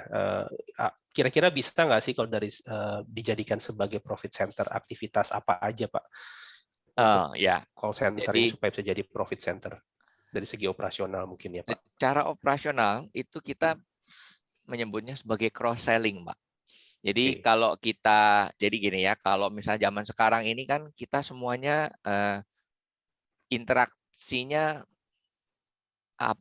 aktif gitu ya, pakai digital. Nah, kadang-kadang kita itu kalau diteleponin itu susah nih, apalagi kita sekarang lagi webinar gitu ya. Kalau ada orang nelpon untuk nawarin produk itu kan susah, Pak. Kita biasanya otomatis udah reject at from aja. Di depan kita langsung kita reject. Tapi kalau kita sebagai customer menghubungin kontak center, kan sebetulnya itu opportunity yang paling besar untuk nawarin produk, Pak. Jadi kita bisa aja sebagai tempat call center ini sebetulnya adalah peluang yang terbesar untuk nawarin produk karena customernya sedang yang intent untuk hubungin. Iya, dia lagi ada waktu gitu kan. Dia lagi ada waktu untuk menghubungin kita. Nah, di saat itulah sebetulnya momen yang paling baik untuk nawarin. Dan ada kalanya customer ini punya problem itu bisa diselesaikan dengan cross selling, Mbak. Jadi nggak selalu komplain itu diselesaikan dengan kayak tadi waiving ya atau menghapuskan bunga atau segala macam. Tapi bisa jadi menawarkan ada features produk lain yang kita bisa tawarkan yang mungkin itu menjadi solusi problemnya nasabah. Jadi itu kan juga dengan adanya kita menawarkan produk, kita menjadi profit center juga kan, Pak. Karena kita lakukan cross selling. Jadi nggak selalu cost center sekarang ini bukan cost center sih. Jadi bukan tempat buang duit, enggak. Justru kita ini nge-generate revenue. Bahkan nggak cuma sebagai profit center atau istilahnya mungkin step awalnya ini Pak ya, kita nge-net off dulu gitu kan. Semua biaya investasi atau biaya produksinya kontak center ini dibiayai dari cross selling. Tapi kalau misalnya ini sudah menjadi cross selling-nya makin besar, bisa jadi kita bukan lagi cost center tapi jadi profit center. Betul, Pak. Karena tadi itu momen di mana customer itu yang ada waktu karena dia nelpon kita atau menghubungi kita. Tapi kan Pak Wahyudi tidak semua orang yang nelpon terus langsung ditawarkan kan mesti lihat what is the contact. Nah itu gimana Pak di operasionalnya? Yang ini ditawarin atau yang ini jangan gitu. Ya betul Pak. Jadi saya nyambung sama yang di-present sama yang disebutin sama Vikas tadi bahwa kita itu punya big data. Kita punya customer behavior, kita punya data transaksi customer, kita punya profile customer, sehingga kita bisa mengkombinasikan informasi itu ke dalam tadi sistem. Misalnya kita punya customer relationship management gitu ya, kita punya customer info di mana kita itu bisa kasih profiling ke customer. Begitu customer itu nelpon, kita bisa kasih seperti pop-up atau ada message di drop down gitu yang menginformasikan customer ini itu bagusnya ditawarin produk ABC gitu. Tapi kalau customer yang lain mungkin ditawarinya bukan ABC tapi DEF gitu. Karena kita sudah punya analitik data di mana kita bisa kombinasiin tuh. Jadi pada saat customer nelpon, kita juga udah disupport dengan sebuah aplikasi yang bisa nge-pop up customer ini harus ditawarin sama apa. Gitu. Jadi untuk mendukung personalized experience itu tadi perlu ada basis data yang cukup ya Pak ya untuk bisa mempersonalize. Misalnya nih Armanto telepon nggak usah ditawarin dia utangnya udah banyak gitu ya Pak ya. Tapi misalnya bisa jadi begitu. Iya. Gitu. yang lain, Pak, Oke, gitu. oke. Jadi instead of satu script yang sama untuk semua, tapi ada semacam asisten untuk Iya, agent yang untuk itu melakukan profiling. sangat bervariasi. It really depend on the callers and his profile seperti itu, Betul, gitu kan. betul. Oke, oke, menarik. Dan Jadi ini juga, kita menawarkan produk sesuai dengan customer profile-nya gitu. Jadi iya, customer experience-nya juga makin naik lagi kan gitu, karena betul, nggak betul. ditawarin, kita juga nggak nawarin semua produk atau istilahnya blindly Yes. offering Yes, gitu kan. yes, yes, ya. Nah, itu menarik Bapak Ibu teman-teman. Jadi ya, can you imagine this? If you tend to doing this without the technology, I think it won't possible ya, karena butuh bantuan dari teknologi, artificial intelligence yang bisa ngebantu kita semua supaya bisa bikin personal experience itu tadi. Oke, thank you Pak Wahyudi. Kemudian Saya bisa nambahkan sedikit, monggo, Mas, monggo Pak ya, Dik. Ya. menyambung Pak Wahyudi yang suka main data ini, big data dan sebagainya ya. Saya tambahkan sedikit, mungkin pendekatan bahwa dari cost center menjadi profit center dan sebagainya, mungkin tidak melulu dengan cara pandang kita, jualan dan sebagainya, tetapi dengan cost saving, ya, cost saving. Di antaranya misalnya mungkin juga bisa menjawab beberapa pertanyaan yang di bawah tadi. Kalau dulu kita sebut dengan FCR ya, first call resolution. Jadi bagaimana kita menyelesaikan suatu problem itu hanya dengan sekali call misalnya. Tetapi kita kalau maju lagi, ya, seperti yang kita semua bicarakan hari ini, kita tidak hanya mengetahui now, tapi kita berusaha untuk mengetahui ke depan, ya, predict. Ya, dengan prediction, bukan ramalan ya Pak ya, bukan ramalan, tetapi prediction berdasarkan data driven ya, yang didrive oleh data ya, big data dengan analytic. Dan jangan lupa bahwa call center itu adalah data mining yang terbesar di dalam suatu perusahaan. Apa interaction antara company dengan pelanggan itu menghasilkan data ya, recording Anda itu bisa dimanfaatkan. Apa sih yang dibicarakan? Ya, jadi mengenai first cause resolution itu next step-nya adalah root cause analysis. Kalau Anda bisa mematikan atau memberikan suatu jalan dari root cause-nya, otomatis kan problem itu nggak akan timbul. Ya, misalnya salah satunya ada e-commerce yang bertanya tadi ya di ticketing. Anda tidak berhubungan langsung dengan customer, Anda hanya ketumbukan aja problem-problem terus tiket-tiket itu. Nah, kalau data itu di analitik, di analisa, ya, what is the root cause? Ya, misalnya e-commerce menyangkutkan antara Anda platform, kemudian ada pembeli dan penjual, dan ada kurir. Problemnya di mana? Di kurirnya atau di penjualnya yang beli drone dikasih air mineral itu? Ya, di mana problemnya? Otomatis dengan problem itu diselesaikan, maka problem-problem yang lain itu akan mereda dengan lebih cepat. Itu menurut salah satu ya pendapat saya begitu. Iya, Mungkin. iya. Thank you Pak Dip. Iya. Nah, kemudian saya mau ke Pak Osman nih untuk menjawab pertanyaan berikutnya ya Pak ya. Ini pertanyaan dari Pak Rusdiansyah dari Putra Gaya Wahana nih Pak.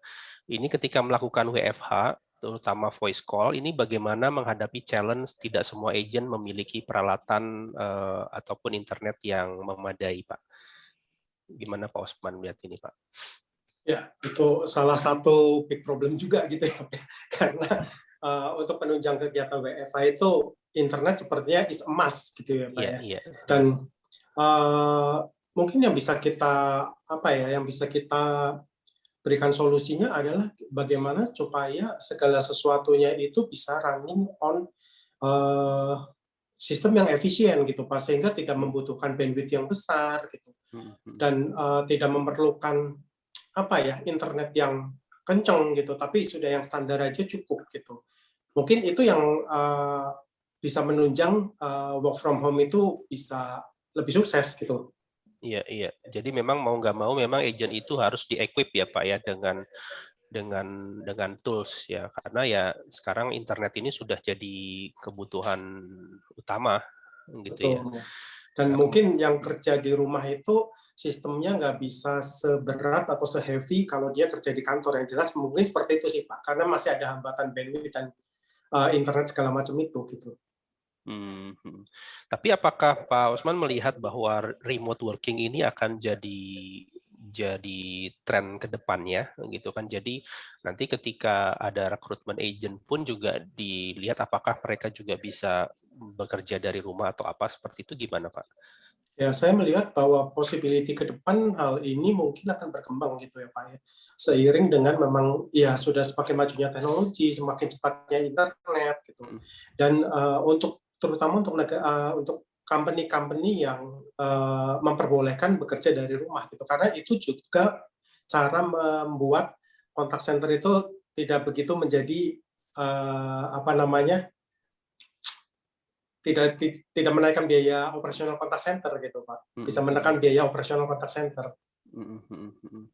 Nah, tapi kalau dari industri Bapak sendiri yang financial sector itu sebenarnya aside of the internet itu apalagi sih concern-nya Pak kalau misalnya agent itu mau dari rumah atau apa Pak? Yang pertama sih yang udah pasti itu adalah masalah security ya Pak ya. Gitu. Karena masalah security itu yang paling utama di dunia perbankan khususnya gitu, atau di financial services lainnya gitu. Gimana kita meyakinkan bahwa line yang kita pakai itu secure gitu. Kemudian bagaimana caranya mungkin teman-teman agent yang bekerja dari rumah itu bisa tetap menjaga kesecurean datanya. Masalah kesecurean data dan kesecurean infrastruktur itu sepertinya masih menjadi isu utama di teman-teman di perbankan maupun di financial services, Pak. Untuk bisa memastikan security dan compliance-nya ketika mereka bekerja di rumah ya Pak, seperti itu ya Pak. Betul. Iya. Ya, dan itu tadi juga kalau tadi Bapak Ibu teman-teman melihat slide presentation-nya Vikas also share about the compliance and how to technology can help you in the hybrid mode. Nah, tadi Vikas mengatakan itu karena kita sekarang nggak bisa bilang lagi work from home. Kadang ya work just from anywhere lah gitu kan. Bisa aja contact center-nya ada 2 site, 3 site dan sebagainya, tapi we call it hybrid mode operation. Oke, seperti itu. Oke, thank you Pak Osman. Nah, Bapak Ibu teman-teman, ini masih banyak sekali pertanyaan ya. Mungkin saya akan coba jawab 2 pertanyaan terakhir ya, karena ini juga kaitannya juga dengan waktu, gitu ya.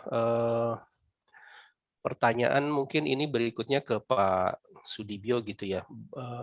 Ini tips mungkin ya Pak dari pengalaman membantu banyak perusahaan untuk setup operasionalnya contact center gitu ya. Ini di mana customer lebih banyak opsi channel, namun di sisi lain cost terhadap fitur tersebut membuat cost perusahaan lebih besar. Tapi perusahaan ingin meningkatkan CX.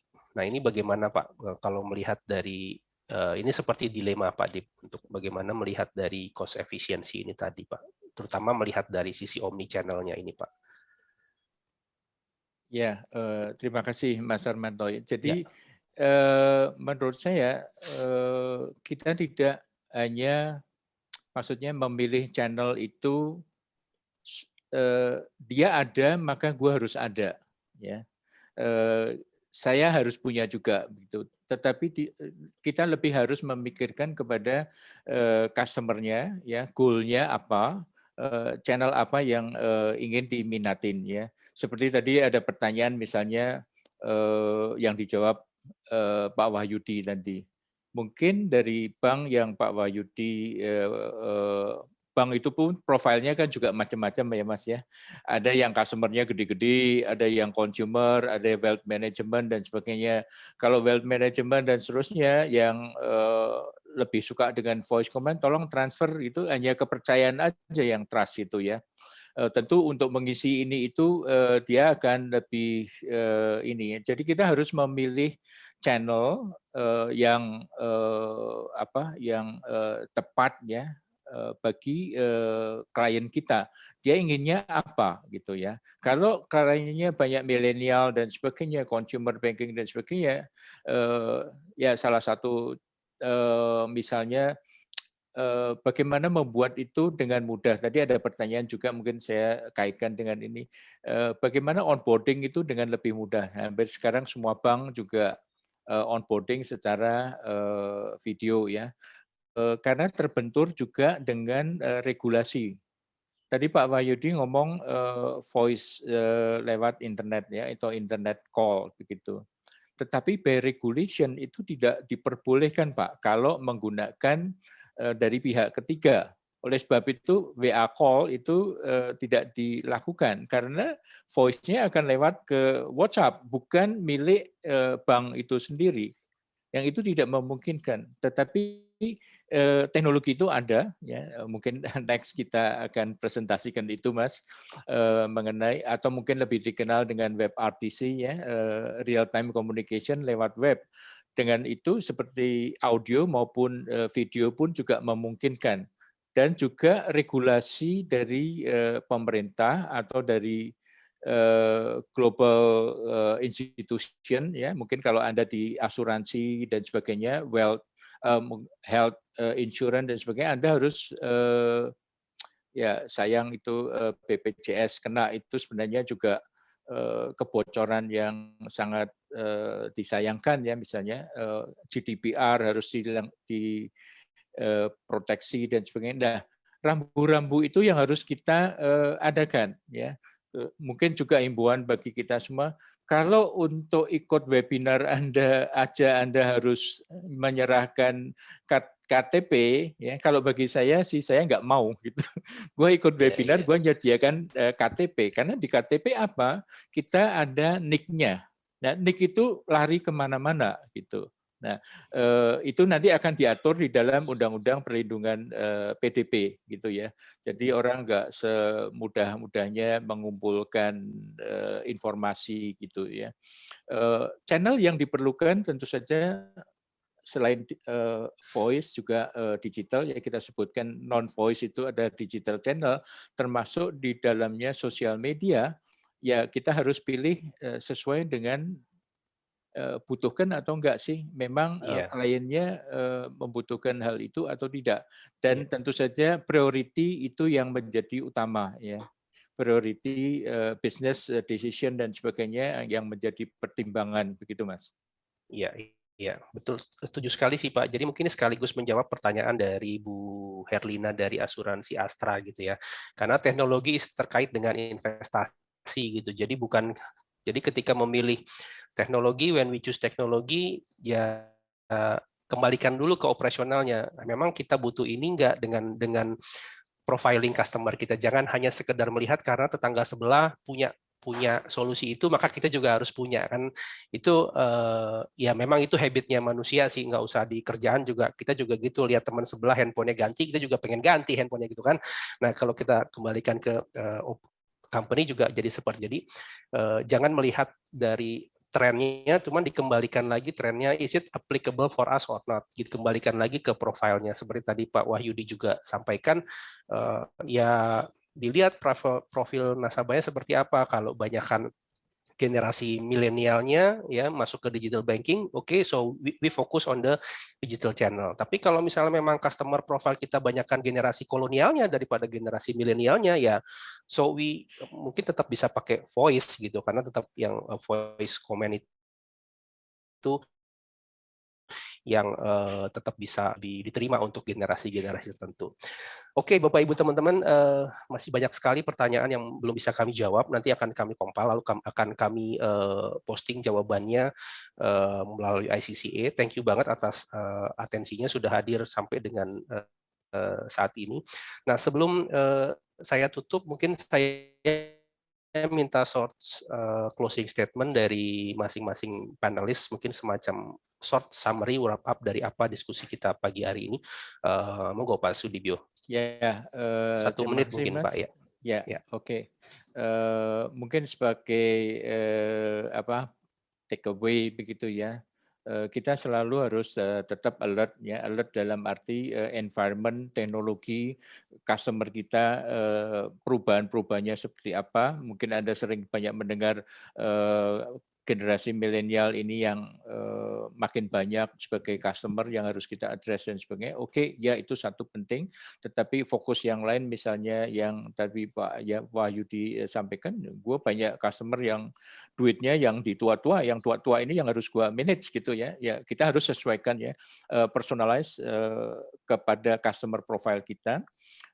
Alert terhadap environment dan juga terhadap available teknologi. Mungkin sudah ada teknologi yang ada di sana ya mengenai ports yang membantu agent itu sendiri maupun yang di belakang RPA ya, teknologi RPA atau port yang membantu agent atau maupun port self service ya. Dan itu memungkinkan semua sehingga katakan teknologi AI, automation dan sebagainya itu ibaratnya seperti kalkulator. Kalau teman kompetitor Anda memakai kalkulator dan Anda harus masih pakai hitung-hitungan begini ya, tentu akan kalah cepat ya, karena waktu itu yang menentukan ya cepat atau tidaknya. Nah, teknologi itu ya ibaratnya kalkulator itu, dan robot, AI dan sebagainya akan kira-kira akan menjadi semacam kalkulator gitu. Jadi kita harus aware terhadap teknologi yang sudah available saat ini untuk mengantisipasi, tidak hanya bicara sekarang, tetapi mengantisipasi ke depannya gitu. Oke, thank you Pak Dip. Oke, Pak Wahyudi, silakan Pak untuk closing statement-nya Pak, singkat aja Pak. Iya, sebetulnya tadi sudah disummary semuanya sama Pak Dibyo. Jadi intinya bahwa kita mesti ngikutin perkembangan zaman. Terus kita juga harus fleksibel, artinya fleksibel dengan customer segmentation dan teknologinya. Tapi kembali lagi, kalau tadi juga ada pertanyaan mana yang lebih baik kita harus invest di mana gitu ya. Tapi yang paling penting adalah investasinya itu di SDM-nya, Pak, di sumber daya manusianya. Jadi walaupun teknologinya sudah maju, kalau SDM-nya tidak bisa menggunakan teknologi itu sama juga bohong, Pak. Jadinya kita juga buang-buang duit. Karena teknologinya itu mahal. Nah, teknologi mahal ini harus diimbangi dengan sumber daya yang mumpuni juga. Jadi kita juga harus invest di sana juga. Jadi perlu melakukan pengembangan terhadap SDM. Jadi nggak cuma hanya teknologinya aja, tapi kita harus imbangi dengan SDM-nya. Ya, saya rasa itu sih ke summary-nya, karena banyak udah di summary sama Pak Dibyo tadi. Terima kasih. Thank you Pak Wahyudi. Oke, Pak Usman, silakan Pak. Ya, kalau saya cuma mau menambahin sedikit aja Pak Armanto, bahwa di masa new normal ini mungkin awal-awalnya yang kita temui adalah hambatan gitu ya. Tapi seiring dengan waktu kemudian kita bisa berhasil memecahkan masalah kita satu demi satu gitu.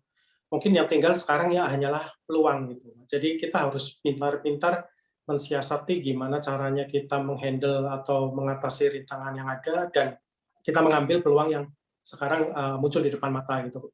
Karena seperti kata orang-orang gitu ya, bahwa pandemi ini akan mendrive digitalisasi lebih cepat ya, dan itu tidak hanya terjadi di dunia kebanyakan gitu, tapi juga terjadi di contact center gitu. Gimana caranya kita men-serve customer kita secara lebih baik supaya customer experience-nya lebih baik, sementara di dalam kita sendiri itu hambatan-hambatan yang tadinya nggak pernah kita temui, malah kita temui gitu. Tapi ini menjadikan kita belajar dari segala sesuatu, dari segala kesulitan yang kita hadapi, untuk kita melihat peluang supaya gimana caranya ya hanya customer experience yang bagus, tapi juga seperti yang Vikas bilang juga, employee satisfaction atau employee experience-nya itu juga bisa tetap terjaga supaya memberikan layanan yang lebih baik. Itu sih Pak Armanto kalau dari saya. Iya, setuju banget Pak Usman, karena itulah bedanya orang optimis dengan orang pesimis ya, Pak Osman. Orang optimis tuh selalu melihat peluang di balik hambatan ya. Jadi hambatan tuh nggak usah dipusingin ya. Emang kita harus laluin, tapi di balik itu pasti ada peluang. Tapi kalau orang-orang pesimis, aduh udah susah deh, udah nggak bisa seperti itu. Tapi ya kita semua optimis. Memang ini pertama dan nggak ada pernah bisa belajar. Tapi kita selalu ada peluang yang bisa kita dapetin dari sini gitu. Setuju ya Pak Osman ya? Betul. Oke, last but not least, Vikas, what is your closing statement for us to close this session? Just one thing I would like to say, we spoke about the future, we spoke about the trends, but we are seeing a lot of this transformation is already happening today. We see a lot of the companies, we are creating a brand new reality of experiences, and they're powered by the 5 pillars that we discussed.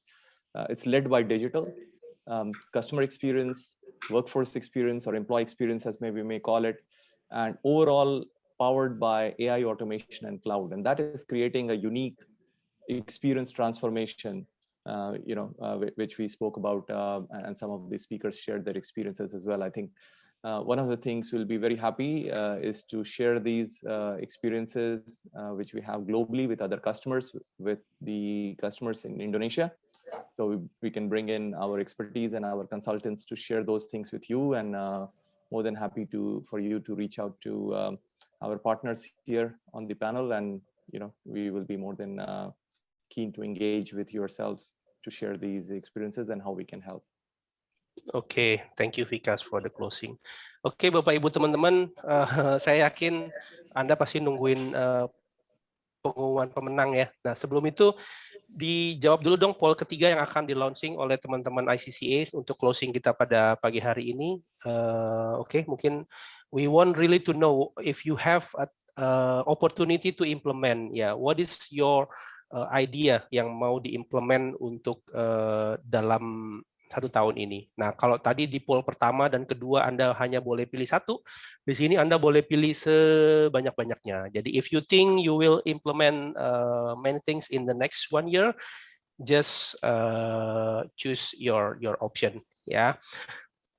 Nah, Bapak Ibu teman-teman, nanti para pemenang, baik pemenang untuk penanya terbaik maupun dari pemenang lucky draw yang akan mendapatkan GrabFood voucher senilai Rp300.000, kita punya 5 teman-teman ya.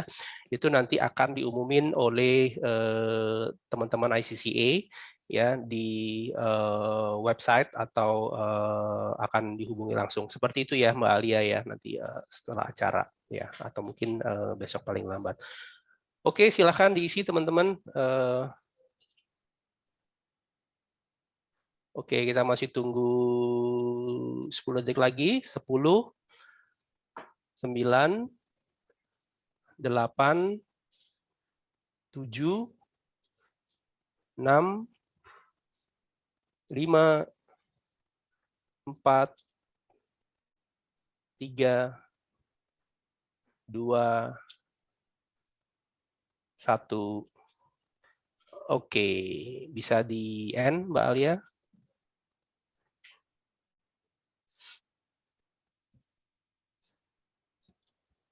Oke, Bapak Ibu teman-teman, kita sudah sampai di akhir acara.